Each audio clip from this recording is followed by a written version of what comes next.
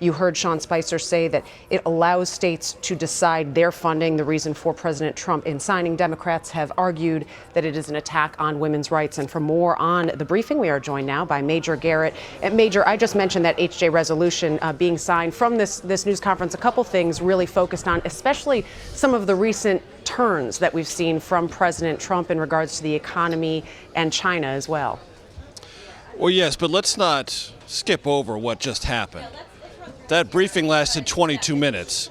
So the White House decided, and Sean Spicer made it clear, that after the worst press briefing of his short-lived career as White House press secretary, he was going to come out here today and say practically nothing on anything.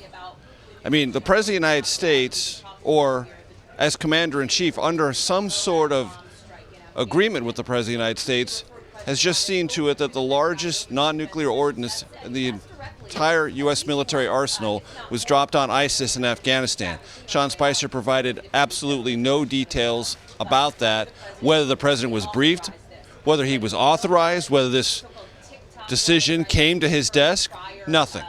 On all of the various and conspicuous flip-flops on foreign and domestic policy, in many respects, Sean Spicer said they were either complex or he would look into them.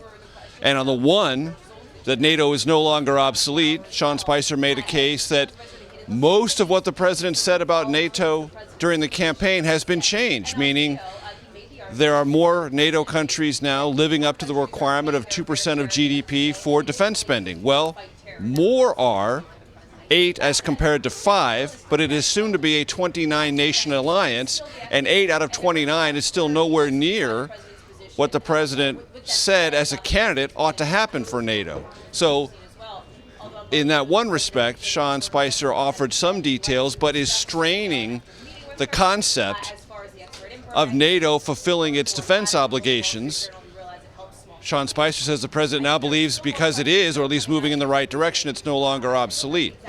But in the main, Sean Spicer's entire strategy today was to say as little as possible, cut this briefing down as short as possible, and get out of here without making a mistake as conspicuous and, as he said, reprehensible as he made here just 2 days ago. Yeah, and Major, even on some of the issues where he took the questions and he didn't address the shift in China, really. He didn't address some of those other major shifts, as you said, pushed past them in just saying that NATO has come closer to the president. Right, and let's talk about China for a second. At one point, Sean Spicer said the relationship forged at Mar-a-Lago between this president and President Xi Jinping, the results are pouring in. Where? There's one abstention at the United Nations Security Council. In the last 3 years, on issues with which Russia voted no, China also abstained 4 times before what happened yesterday in the previous 3 years. It is not without precedent that China, on significant issues of international security, has abstained when Russia has voted the other way. So there is precedent for that, China fulfilling and pursuing its own interests, and Russia doing the same. So that's not an unprecedented situation. In this context, it's somewhat significant. I'm not suggesting it isn't.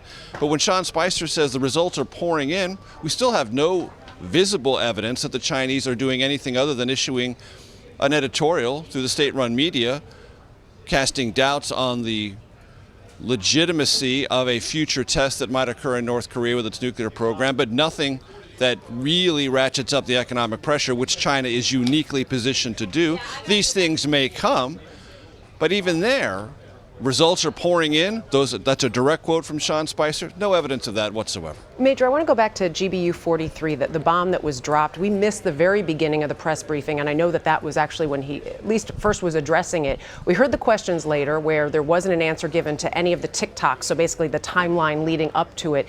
Did we hear anything than the basic facts, and how common is that for the White House press secretary to then defer to the Department of Defense as he did? Well, that's a tactic that is somewhat common in this briefing room, defer to the Pentagon, but that is when you are leaving to the Pentagon and those responsible for, let us say, the granular details of military activity, units, deployment, scheduling, all those sorts of things, the more logistical aspects of a military maneuver, you leave that to the Pentagon. That's not uncommon, and I'm not suggesting that it is. But, as I mentioned, this is not any other ordinary piece of ordnance in the United States military. It's never been used before. It's the largest non-nuclear piece of ordnance possessed by the United States military, used against an ISIS selection or set of caves, we were told. We were led to believe by the Pentagon.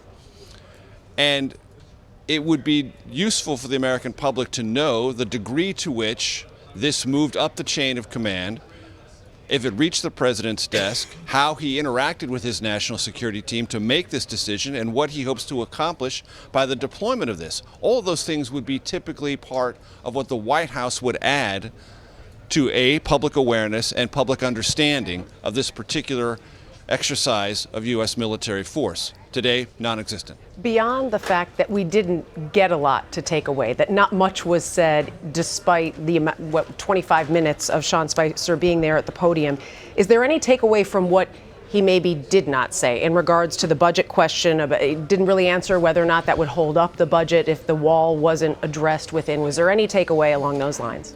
Look, the way to read between the lines on the budget is this. The administration has no appetite for a government shutdown. It would occur right around the 100-day mark of this presidency. And do you think President Trump wants to look at the country and say, you know what, let's celebrate my first 100 days in office with a government shutdown when Republicans run the House, Senate, and I'm a Republican president? Not going to happen. So what the White House is trying to achieve in moving a second continuing resolution to keep the government open, find some agreement among those Republicans on increasing defense spending and allocating at least some amount of money for construction and design of a wall on the southern border. What the administration is going to get out of that and how many votes it can find for that, it knows is pretty perilous business right now. So it is